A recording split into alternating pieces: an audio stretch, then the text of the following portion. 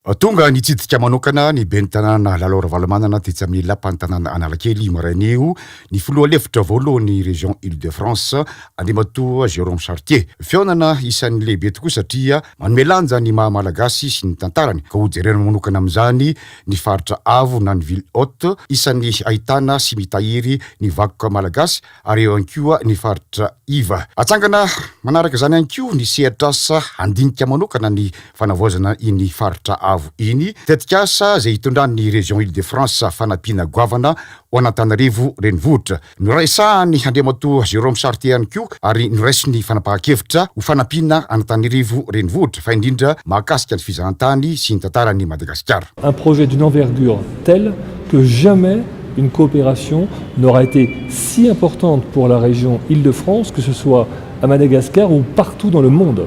Ça serait la première fois que la région Île-de-France s'engagerait de façon aussi forte aux côtés d'une collectivité, en l'occurrence la ville d'Antananarivo. Tsy atao ambanin-javatra hoy Andriamatoa Jérôme Chartier ny nipoirany tantara malagasy ary vaindohan-draharaha ho an'ny région Île-de-France ny mitondra ny anjara birikiny ho fanomezan-danja izany vakoka malagasy izany. Namarany ben'ny tanàna Lalora Valamanana tamin'ireto vahiny manakajy zay reto fa manana solotena tokoa Antananarivo renivohitra hampafantatra izany manerana an'izao tontolo izao. Ary tolorana fisaorana manokana ny région Île-de-France zay manome tanana sy mitondra ny fanampiana anty renivohitry Madagasikara ity. Mahatsiaro falitsika ary misaotra an'Andriamanitra satria ankehitriny zany dia miverina ny lanjan'ny renivohitra izay atao hoe sohiombona amin'ny malagasy. Ary faly mihitsy izy hoe ny zavatra hitany amin'ny fiaraha-miasa efa nisy ary dia tia notohizana.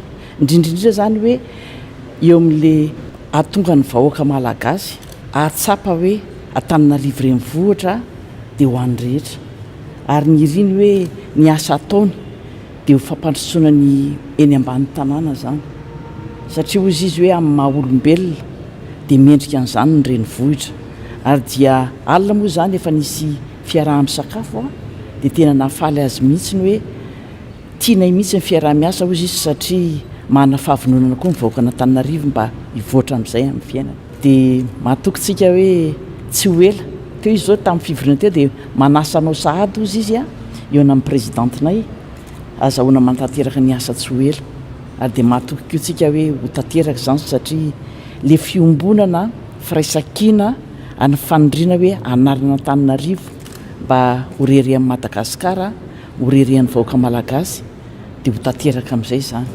Iverina milaoniny ankehitriny ny lazan'ny renivohitry Madagasikara ary riarian'ny malagasy ny fananana ny tanàna iombonana.